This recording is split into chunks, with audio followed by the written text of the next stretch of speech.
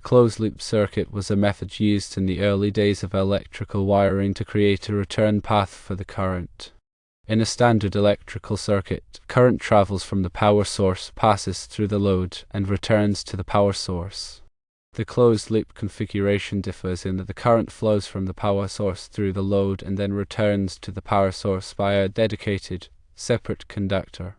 This wiring approach presented several potential benefits. Firstly, it introduced redundancy in the current path.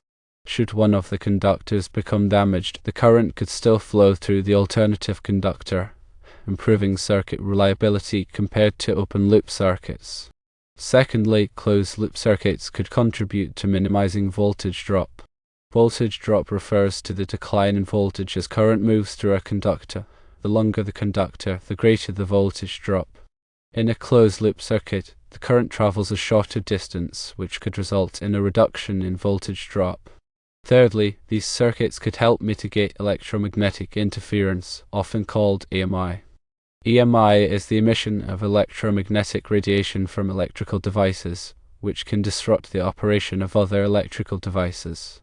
In a closed-loop circuit, the current flows through a loop, which can lead to a cancellation effect on EMI. However, there were also drawbacks associated with closed-loop circuits. One primary disadvantage was the increased cost of installation compared to open-loop circuits. The need for additional wiring to create the return path naturally led to higher material expenses and labor costs. Secondly, they demanded more wire overall than open-loop configurations.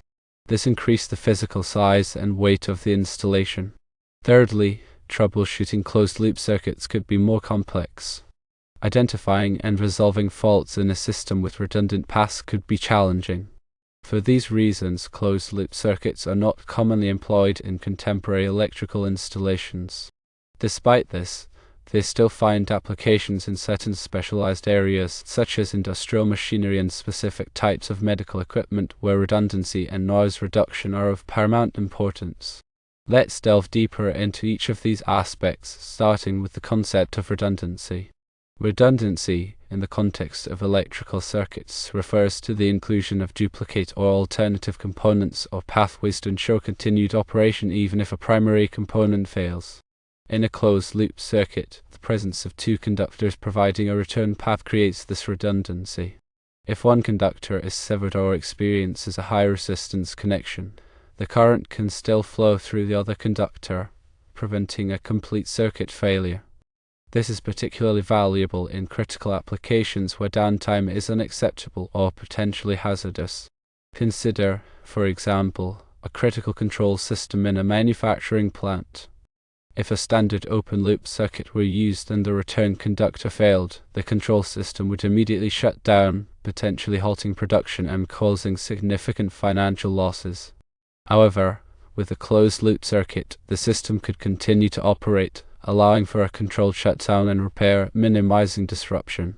Now let's look more closely at voltage drop. Voltage drop is an unavoidable phenomenon in electrical circuits. As current flows through a conductor, it encounters resistance. This resistance causes a portion of the electrical energy to be converted into heat, resulting in a decrease in voltage along the length of the conductor.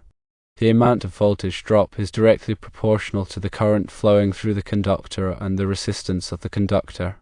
Longer conductors have higher resistance and therefore experience greater voltage drop. Excessive voltage drop can have several negative consequences.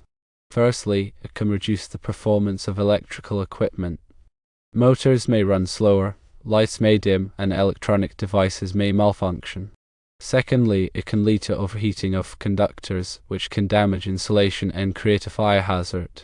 Thirdly, it can cause inaccurate readings from measuring instruments.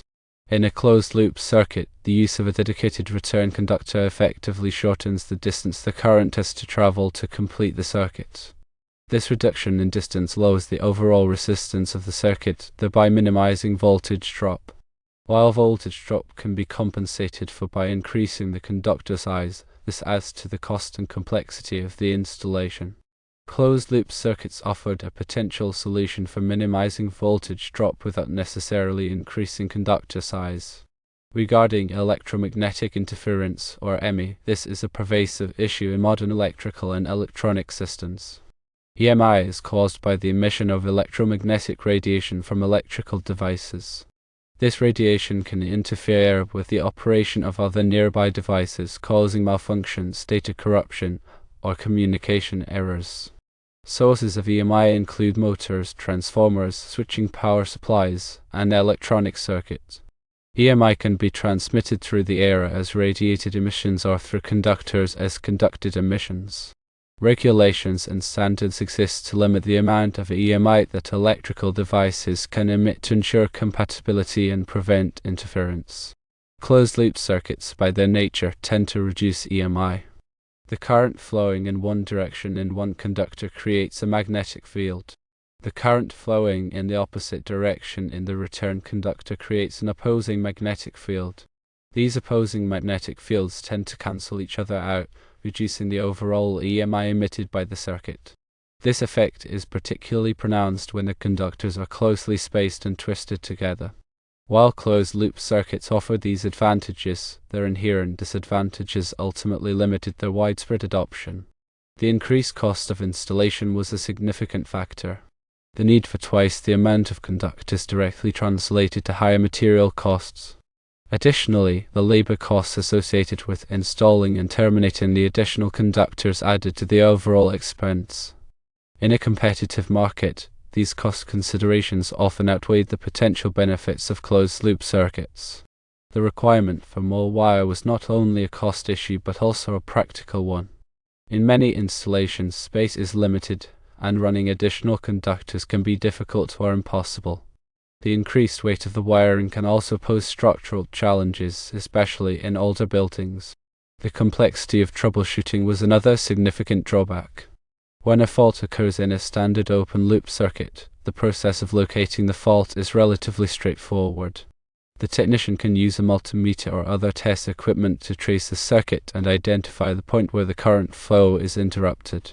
However, in a closed-loop circuit, the presence of two parallel paths for the current can make fault finding much more difficult. If one conductor is open, the current may still flow through the other conductor, masking the problem. This can lead to prolonged troubleshooting times and increased repair costs. Despite these disadvantages, closed-loop circuits are still used in some specialized applications. Industrial machinery, for example, often relies on closed-loop circuits for critical control systems where redundancy and reliability are paramount. In these applications, the cost of the additional wiring is justified by the need to ensure continuous operation and prevent costly downtime. Medical equipment, such as life support systems, also sometimes utilizes closed-loop circuits to minimize the risk of failure and ensure patient safety. In these critical applications, the benefits of redundancy and reduced EMI outweigh the increased cost and complexity. It's important to note that while the term closed-loop circuit may not be commonly used in modern electrical codes and standards, the principles behind it are still relevant. Concepts such as redundancy, voltage drop mitigation, and EMI reduction are addressed through other means, such as the use of larger conductors, shielded cables, and proper grounding techniques. The 2023 National Electrical Code, or NEC, provides detailed requirements for conductor sizing to minimize voltage drop.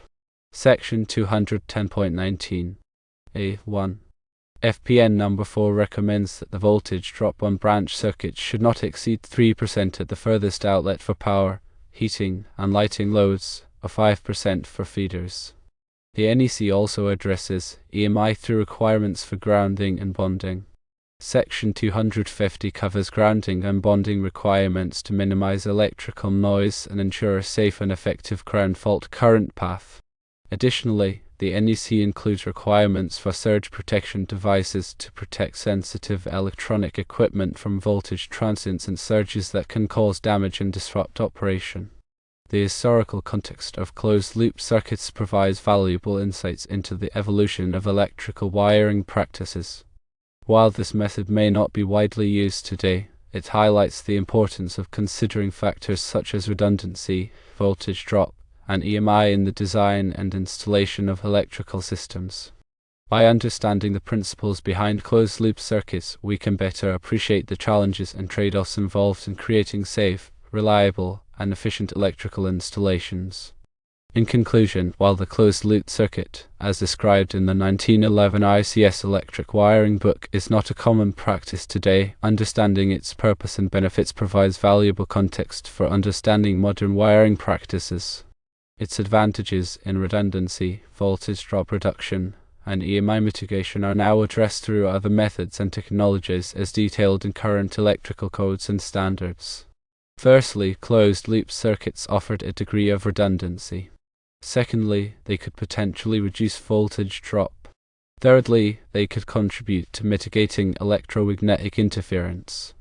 However, these benefits were often outweighed by the increased cost, the larger quantity of wire required, and the complexity of troubleshooting compared to modern wiring methods.